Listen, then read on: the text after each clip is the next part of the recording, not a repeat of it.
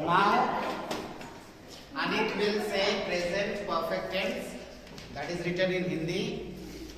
And he will translate for you and you will repeat. Everybody, please. Anit, start. I have played. We have played. You have played. You have played.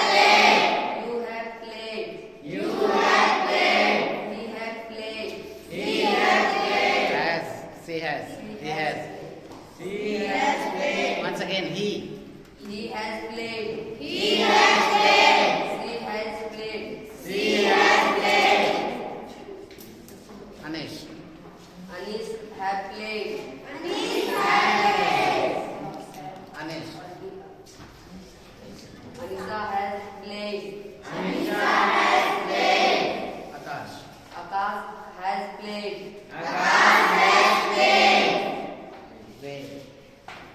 They have played. Boys. Boys have played. Girls.